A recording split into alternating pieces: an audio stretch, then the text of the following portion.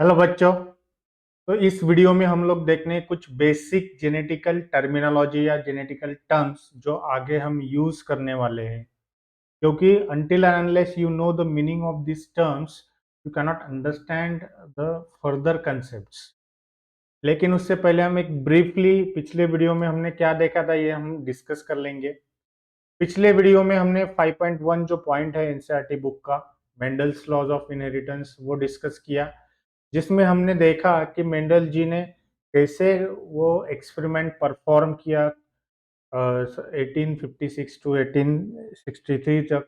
उन्होंने कैसे artificial crossing किया, इमैस्कुलेशन करके, जिसे हम रिमूवल ऑफ एंथर बोलते हैं, वो कैसे निकाल के उस पर पोलन ग्रेन डाल के फिर वो आर्टिफिशियल पॉलिनेशन या you can say artificial crossing करके और मैथमेटिक्स और स्टैटिस्टिक्स का बहुत ही अच्छा यूज करके उन्होंने एक्सपेरिमेंट्स परफॉर्म किए। और कौन से कैरेक्टर्स उन्होंने लिए थे, तो उसमें हमने देखा कि 7 पेयर्स ऑफ कॉन्ट्रास्टिंग कैरेक्टर्स उन्होंने लिए थे, जिसमें कि प्लांट हाइट का एक कैरेक्टर था जिसमें टॉल और डॉर्फ ऐसा लिया था। उसके बाद में फ्लावर कलर जिसमें पर्पल और वाइट था। दो कॉन्ट्रास्टिंग ट्रेट्स उन्होंने लिए थे, एक था उसमें का डोमिनेंट, दूसरा था रिसेसिव, जो उनको एक्सपेरिमेंट करने के बाद पता चला था कि ये कैरेक्टर्स एक्सप्रेस होता है ओनली और ये दूसरा वाला कैरेक्टर एक्सप्रेस नहीं होता है। तो एक जो था प्लांट हाइट का था, देन दूसरा जो फ्लावर कलर, तीसरा जो था फ्लावर पोजीशन का था, जिसमें कि एक्साइल पोजीशन और टर्मिनल पोजीशन थी फ्लावर की। एक था डोमिनेंट जो कि एक्साइल पोजीशन था और टर्मिनल पोजीशन का जो कैरेक्टरिस्टिक्स था वो रिसेसिव था। उसके बाद में पॉड का शेप इन्फ्लेटेड कॉन्स्ट्रिक्टेड, पॉड का colour green yellow, then again seed का shape round wrinkled, green seed का कलर येलो एंड ग्रीन। तो ऐसे जो कैरेक्टर्स उन्होंने लिए थे वो कैरेक्टर्स कैसे याद रखने हैं और उन्होंने जो एक्सपेरिमेंट्स था वो कैसे परफॉर्म किया, ये हमने पिछले वीडियो में देखा। इसके बाद में ये जो वीडियो है थोड़ा छोटा वीडियो होने वाला है, इसमें हम लोग देखेंगे कि certain genetical terms, you can say कि कुछ कुछ जेनेटिकल टर्म्स जो मेंडल जी ने यूज किया था या अभी वो यूज किए जाते हैं while learning the concept of genetics. तो हम एक एक करके उस टॉपिक को या कंसेप्ट को हम और उस टर्मिनोलॉजी को हम देखेंगे। इसमें पहले सबसे पहले आता है वो आता है फैक्टर। उसमें जो पहले आता है, एक सेकंड, एक ही मिनट में।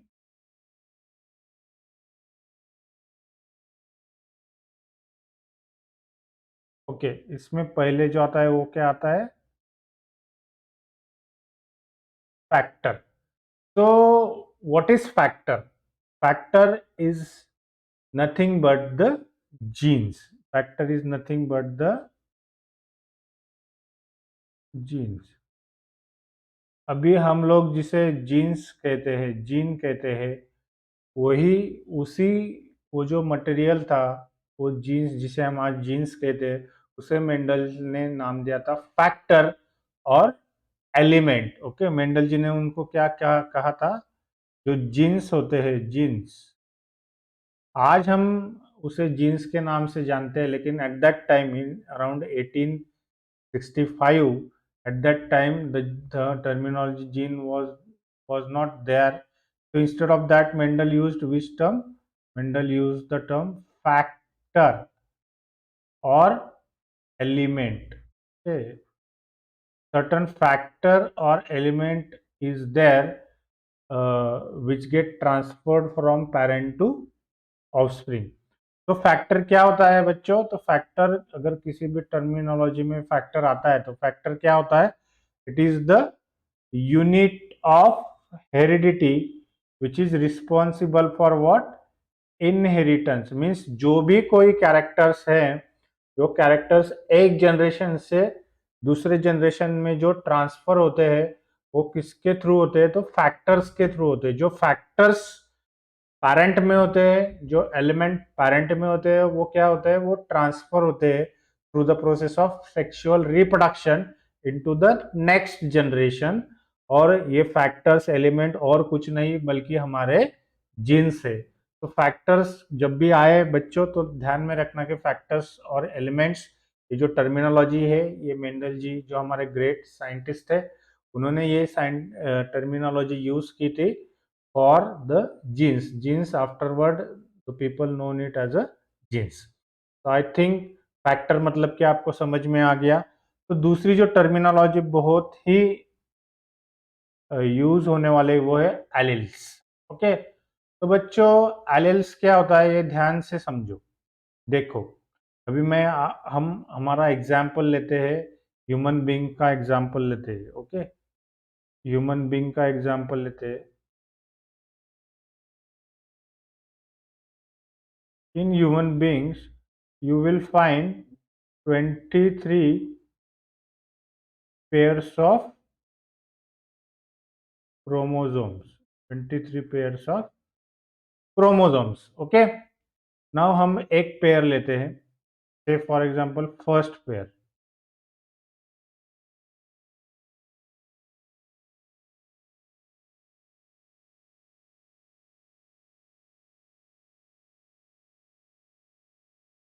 ये जो हो गया आपका सेंट्रोमियर हो गया। तो इसमें अभी एक लेते हैं हम, क्योंकि अभी अंडरस्टैंडिंग पर्पज के लिए एक सिस्टर क्रोमैटिड है, ये क्रोमैटिड मतलब ये डुप्लीकेटेड क्रोमोसोम है लेकिन वो सेपरेट नहीं हुआ, ये हम लोग आगे देखने वाले। अभी तक आपको ये सिर्फ अंडरस्टैंडिंग के लिए इतना याद रखो। एक दूसरा कलर लेता हूं मैं। अभी देखो इसमें सपोज ये एक क्रोमोसोम है, ये एक क्रोमोसोम है। इसमें अगर हम दो लोग देखें ये से इतना part, suppose this is a gene which controls the height, genes which control the height, then at the same position, at the same position here there is another gene which also control the height. So this and uh, color, so this and this both are the genes which control the height। ऊपर लिखता हूँ मैं, which control the he height। okay, so this is for tallness, this is for dwarf। Bit ये tallness को represent करता है ये gene, ये जीन रिप्रेजेंट करता है डॉर्फनेस को। देखो बच्चों ये जो जीन है ये एक ही जीन के टू अल्टरनेटिव फॉर्म है। मतलब जीन क्या है, जीन है हाइट के लिए। ओके, जीन किसके लिए है बेटा, जीन है हाइट के लिए। तो हाइट के लिए जो जीन है उसके टू डिफरेंट फॉर्म्स है, एक जो है वो टॉल हाइट प्रोड्यूस करता है, दूसरा जो है वो डॉर्फ हाइट प्रोड्यूस करता है। उसके बारे में हम लोग डिटेल में देखेंगे कि एक्चुअली ये कैसे होता है कि डॉर्फ हाइट प्रोड्यूस करता है मतलब क्या कि उसमें टॉलनेस का जो जीन है वो डिफेक्टिव होता है या कुछ तो भी प्रॉब्लम होता है। लेकिन अभी तक के लिए आप इतना समझो कि अल्टरनेटिव फॉर्म ऑफ जीन, देखो यहाँ पर अगर हम देखते हैं डेफिनेशन एलिल्स की डेफिनेशन क्या है, alternative form of gene, alternative form of gene which are located on same position, जिसको हम बोलते हैं लोकस या लोसाई। अभी देखो मैंने यहाँ पे ड्रॉ किया कि ये जो है एक ही पोजीशन पे है, एक ही पोजीशन पे प्रेजेंट होने वाले दो क्रोमोसोम के दो जीन्स, जिनमें थोड़ा सा फर्क रहता है, माइन्यूट फर्क रहता है थोड़ा सा, जो न्यूक्लियोटाइड के सीक्वेंस होते हैं डीएनए में उसमें से माइन्यूट फर्क रहता है। उसके वजह से एक जो हो जाता है वो डोमिनेंट हो जाता है, एक हो जाता है रिसेसिव। या दोनों में थोड़ा डिफरेंस हो जाने से वो दो अलग अलग हो जाते हैं। तो कैरेक्टर भी वो कॉन्ट्रास्टिंग, यहाँ पर इन केस ऑफ मेंडल वो कॉन्ट्रास्टिंग कैरेक्टर शो करते हैं। तो एलील जो होते हैं बेटा वो क्या होता है, वो एक ही जीन के दो डिफरेंट फॉर्म्स होते हैं। अभी फॉर एग्जांपल हमने लिया कि gene controlling height, gene controlling height के दो अल्टरनेटिव फॉर्म कौन से, एक टॉलनेस का, एक डॉर्फनेस का। तो ये क्या हो गए बेटा, ये हो गए तो हमारे एलील्स। जैसे जैसे हम आगे पढ़ेंगे वैसे वैसे कंसेप्ट आपको और भी क्लियर होता जाएगा। तो तीसरी जो टर्मिनोलॉजी है बेटा वो है homozygous. Homo means what, same. Homo means what, same. देखो होमोजाइगस क्या होता है बेटा, अ zygote which is form by fusion of two gametes, a zygote which is formed by fusion of two gametes having identical factors। अभी हमने जो monohybrid cross देखने वाले हैं, उसमें हम लोग ऐसा राइट करेंगे, देखो टी कैपिटल टी और एंड स्मॉल टी।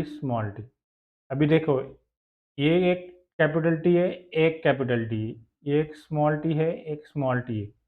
तो होमोजाइगस क्या होता है बेटा, ये दोनों, अभी ये टी टी किस में जाएंगे, गैमेट्स में जाएंगे, उनका फिर से फ्यूजन होगा और ये फ्यूजन करने के बाद ही यहाँ पर आए हैं।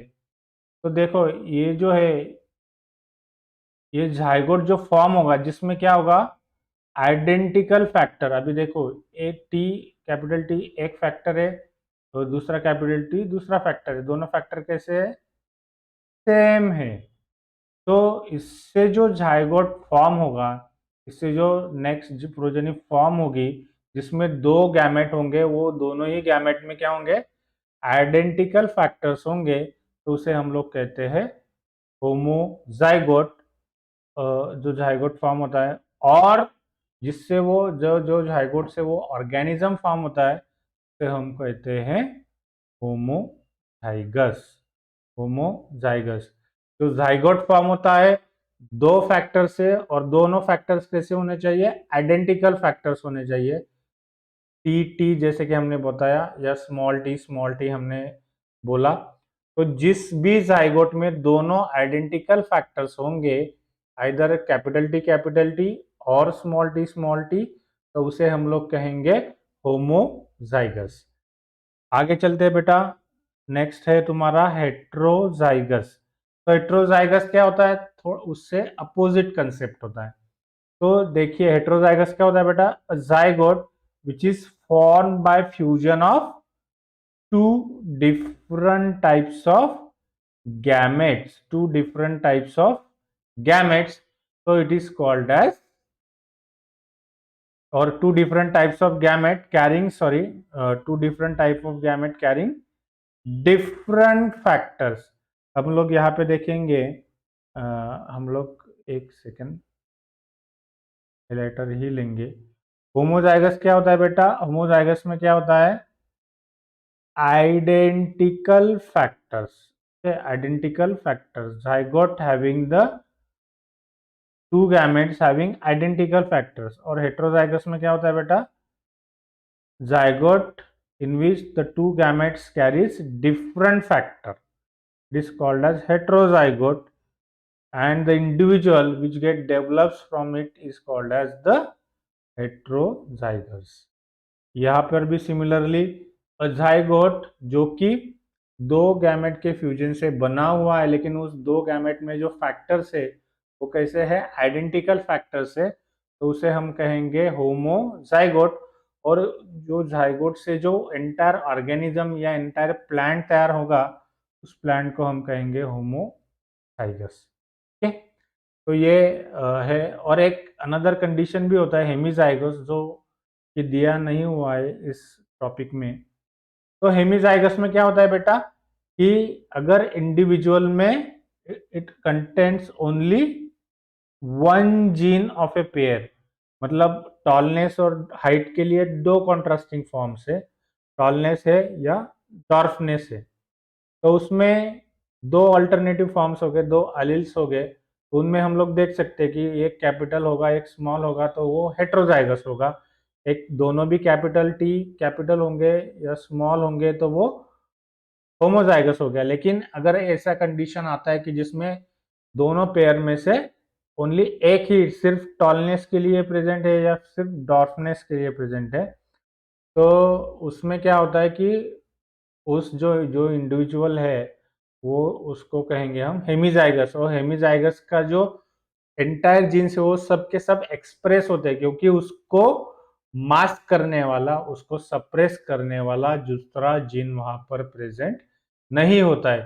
फॉर एग्जाम्पल हम अगर वाई लिंक्ड एक्स वाई हम ह्यूमन बींग में अगर देखते हैं, एक्स और वाई हमारा कॉम्बिनेशन होता है सेक्स क्रोमोसोम का। तो एक्स ह्यूमन जो मेल है उनमें जो कॉम्बिनेशन होता है 22 autosomes plus 1 pair of sex chromosome. और सेक्स क्रोमोसोम होता है वो कौन सा होता है एक्स और वाई। तो एक्स वाई जो होता है वो एक वाई, अगर वाई क्रोमोसोम पर जो भी जीन्स है उसको सप्रेस करने वाला दूसरा वाई क्रोमोसोम नहीं है, वो एक्स क्रोमोसोम है, वो डिफरेंट है। तो वाई क्रोमोसोम के सभी जीन वहां पर एक्सप्रेस होंगे, तो उस केस में वो इंडिविजुअल को कहा जाएगा हेमीजाइगस। या फिर वो कंप्लीटली एक ही जीन वहां पर प्रेजेंट है, एक ही क्रोमोसोम पर एक ही जीन प्रेजेंट है, तो उसे कहा जाएगा हेमीजाइगस। आगे बढ़ते हैं। आगे हम देखते हैं कि फिनोटाइप। फिनोटाइप क्या होता है बच्चों? तो फिनोटाइप जो होता है वो होता है, फिनोटाइप जब भी आएगा it is the external and morphological appearance of the organism for a particular character. अभी देखो एक्सटर्नली हम कैसे दिखते हैं, आई कलर, हाइट, ओके। हाइट कैसी है, इधर अभी मेंडल जी का ही एग्जांपल हम लेंगे कि उन्होंने प्लांट सिलेक्ट किए, कैसे प्लांट सिलेक्ट किए, उनका फिनोटाइप देखा, उनको अब तक उसके अंदर क्या है वो नहीं दिख रहा था। उन्होंने सिर्फ क्या सिलेक्ट किया, एक प्लांट लिया जो कि टॉल प्लांट था और दूसरा प्लांट लिया जो कि डॉर्फ प्लांट था। तो टॉल प्लांट और डॉर्फ प्लांट ये किसके बेसिस पे सिलेक्ट किया था, उसके फिनोटिपिक कैरेक्टर्स, और जो कि उसका फिनोटाइप है। Phenotype means what? Phenotypes is the external appearance, external morphological appearance in case of plant, pea plant, tall plant और dwarf plant we can see externally. So जो ये एक्सटर्नल अपीयरेंस होता है उसे हम कहते हैं फिनोटाइप। उसके बाद में हम आगे बढ़ते हैं। एग्जाम्पल अगर हम लेते हैं फिनोटाइप का, तो टॉल, डॉर्फ, ये क्या हो गए हमारे फिनोटाइप। ओके, ये क्या हो गया हमारे फिनोटाइप। आगे बढ़ते हैं। आगे का टॉपिक है, आगे का टर्मिनोलॉजी है जीनोटाइप। तो जीनोटाइप क्या होता है बेटा? Genotype is the genetic constitution, genetic constitution और genetic makeup of organism for a particular character. हम लोगों ने देखा मोनोहाइब्रिड क्रॉस जो हम देखने वाले हैं, उसमें मेंडल जी ने एक ही कैरेक्टर वहां पर लिया था एट ए टाइम स्टडी करने के लिए, जिसमें कि हाइट का कैरेक्टर लिया था, जिसमें टॉल एक लिया था, टॉर्फ एक लिया था। लेकिन उसके जो जेनेटिक कॉन्स्टिट्यूशन बना था वो कुछ अलग अलग से बने थे, जिसमें कि हमने देखा कि एक जो बना था वो बना था कैपिटल टी कैपिटल टी, एक जो बना था वो था कैपिटल टी स्मॉल टी, और एक जो बना था वो था स्मॉल टी स्मॉल टी।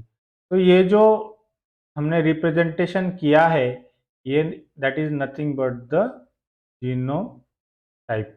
तो जेनेटिकली अभी देखो यहाँ पे जेनेटिकली 3 जीनोटाइप यहाँ पे दिख रहे हैं, 1, 2 एंड 3। लेकिन अगर हम इसको फिनोटिपिकली देखते हैं तो ये क्या हो गया आपका, अ, एक मिनट कलर लेना, ये क्या होगा आपका, ये हो गया आपका टॉल, ये भी हो गया आपका टॉल। देखिए यहाँ पे फर्क है, देखो जीनोटाइप में यहाँ पे ये अलग जीनोटाइप है, ये अलग जीनोटाइप है, ये कैपिटल टी है, ये स्मॉल टी है। लेकिन यहाँ पर जो है दोनों भी फिनोटिपिकली जो एक्सटर्नल अपीयरेंस है उनका वो क्या है, टाल है। तो ये फर्क हो गया जीनोटाइप और फिनोटाइप में। अभी हम देखते हैं स्मॉल टी अगेन ये डिफरेंट जीनोटाइप है। तो बच्चों आ गया समझ में क्या जीनोटाइप होता है? It is the genetic constitution और genetic makeup of organism. Okay, then अगले आगे बढ़ते हैं। दो जो है ये आपके एनसीईआरटी में इस टॉपिक में नहीं दिए हुए, लेकिन हम एडिशनली इनको देख रहे हैं। फिनोकॉपी क्या होता है? अगर कोई भी genotype they are placed in different environmental conditions and they produce same phenotype. Okay, means अगर कैपिटल टी,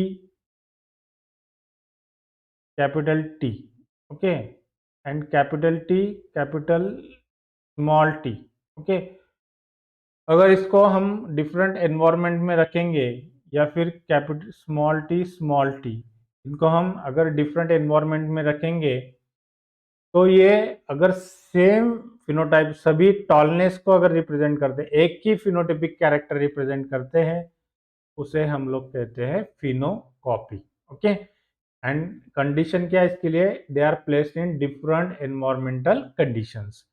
और लास्ट का जो है ये सिर्फ इंफॉर्मेशन के लिए लगे, जो हाइब्रिडाइजेशन हम लोग चैप्टर हाइब्रिडाइजेशन ये कंसेप्ट हम लोग जब पढ़ेंगे तब इसको हम डिटेल में पढ़ेंगे कि हाइब्रिड विगर क्या होता है या हेट्रोसिस क्या होता है। ये होता है बच्चों, it is the superiority of the offspring over its parents. Okay, जो कि पेरेंट्स होते हैं, पेरेंट्स से एक ऑफस्प्रिंग तैयार होता है, नेक्स्ट जनरेशन तैयार होता है, वो सुपेरियर होते हैं क्योंकि उसमें हमने कैरेक्टर्स अच्छे अच्छे कैरेक्टर मिक्स किए हुए होते हैं। तो ऑफस्प्रिंग जो होते हैं वो काफ़ी सुपेरियर होते हैं, हाई क्वालिटी होते हैं रादर देन देयर पेरेंट्स।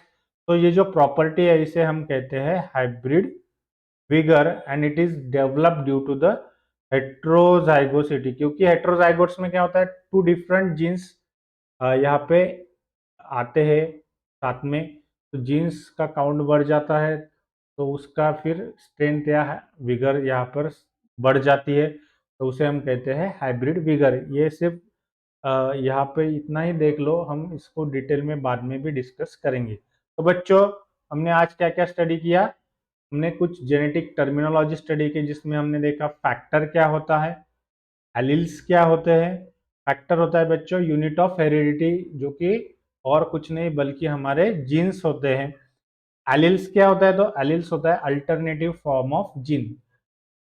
दो पेयर, अगर एक क्रोमोसोम का पेयर है, इसमें एक ही पोजीशन पे अगर दो डिफरेंट स्लाइटली डिफरेंट जीन्स है, एक और दोनों जो जीन्स है वो डिफरेंट कैरेक्टर्स को रिप्रेजेंट करते हैं, क्योंकि एक जो जीन है वो टॉलनेस को, एक जो जीन है वो डॉर्फनेस को है, तो जीन हाइट का ही, लेकिन वो कॉन्ट्रास्टिंग कैरेक्टर्स रिप्रेजेंट करते हैं। ऐसे अगर कोई जीन्स है तो उसे हम कहते हैं एलिल्स। ब्लड ग्रुप ये भी एक एग्जाम्पल है। मल्टीपल एलिल्स एक कंसेप्ट है, वो बाद में देखेंगे हम। तो होमोजाइगस क्या होता है कि zygote which is form by fusion of gamete. Obviously दो गैमेट्स होते हैं, मेल गैमेट और फीमेल गैमेट, उससे फ्यूजन करके जाइगोट तैयार होता है। लेकिन वो जो दो गैमेट होने वाले हैं वो कैसे होने वाले हैं, उसमें जो कि फैक्टर और जीन्स वो जाने वाले हैं। जैसे कि मेंडल जी ने बताया था कि factor each and every factors enters into the separate gamete, तो उसमें वो जो फैक्टर जाने वाला है वो आइडेंटिकल फैक्टर अगर होगा तो उससे जो जाइगोट फॉर्म होगा वो होमोजाइगोट होगा, और वो जाइगोट से जो ऑर्गेनिज्म तैयार होगा वो होगा होमोजाइगस। सिमिलरली हेट्रोजाइगोट्स में क्या होता है कि जो जाइगोट दो गैमेट से फ्यूज होके बनता है, लेकिन वो जो गैमेट्स है उसमें जो फैक्टर्स है वो डिफरेंट फैक्टर्स है, तो उसको कहते हैं हेट्रोजाइगोट।